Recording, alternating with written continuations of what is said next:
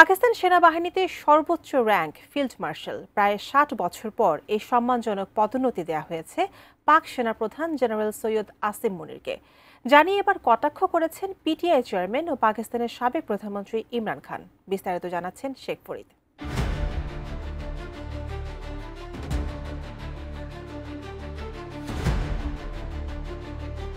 পাকিস্তানের ইতিহাসে দ্বিতীয় ব্যক্তি হিসেবে ফিল্ড মার্শাল র্যাঙ্ক পেয়েছেন দেশটির সেনাপ্রধান জেনারেল আসিম মনির।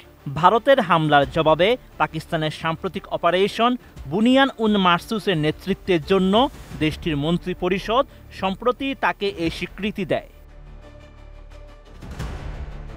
তবে সেনাপ্রধান আসিম মনিরকে ফিল্ড মার্শাল করায় তীব্র কটাক্ষ করেছেন পাকিস্তান তেহরিকে ইনসাফ বা পিটিআই প্রতিষ্ঠাতা ও দেশটির সাবেক প্রধানমন্ত্রী ইমরান খান। সামাজিক মাধ্যম এক্সে এক পোস্টে তিনি লিখেন, দেশ এখন জঙ্গলের আইনে শাসিত হচ্ছে, জঙ্গলে রাজাই মানায়, ফিল্ড মার্শাল নয়। পাকিস্তানি সংবাদ মাধ্যম দ্য ডনের এক প্রতিবেদনে এমন তথ্য জানানো হয়। আদিয়ালা জেলে প্রতিষ্ঠিত ট্রায়াল কোর্টে আইনজীবী, পরিবারের সদস্য এবং সাংবাদিকদের সঙ্গে কথা বলার সময় এমন মন্তব্য করেন ইমরান খান। পাকিস্তান সেনাবাহিনীতে ফিল্ড মার্শালই সর্বোচ্চ র্যাঙ্ক। এর আগে একমাত্র ফিল্ড মার্শাল ছিলেন দেশটির দ্বিতীয় প্রেসিডেন্ট স্বৈরশাসক জেনারেল আইয়ুব খান। ১৯৬৫ সালের পর আসিম মনিরে প্রথমবার দুর্লভ এই সামরিক র্যাঙ্ক পেয়েছেন।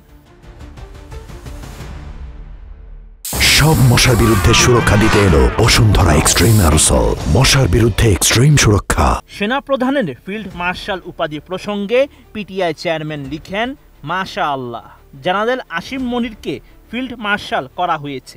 সত্যি বলতে তার জন্য রাজা উপাধি বেশি মানানসই হতো, কারণ এখন দেশ জঙ্গলের আইনের দ্বারা শাসিত হচ্ছে, আর সেই জঙ্গলে একটাই রাজা থাকে।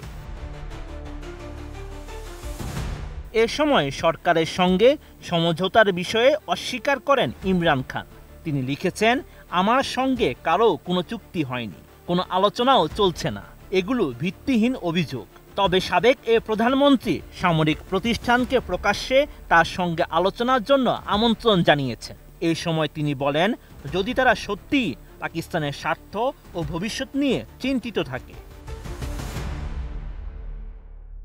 ইমরান খান আরও জানান, দেশ এখন বাইরের হুমকি, সন্ত্রাসবাদ ও অর্থনৈতিক সংকটের সম্মুখীন। ইসলামাবাদকে এখন ঐক্যবদ্ধ হতে হবে। তিনি আগে কখনো নিজের জন্য কিছু চাননি, এখনো কিছু চাইবেন না। Sheikh Farid, ATN news.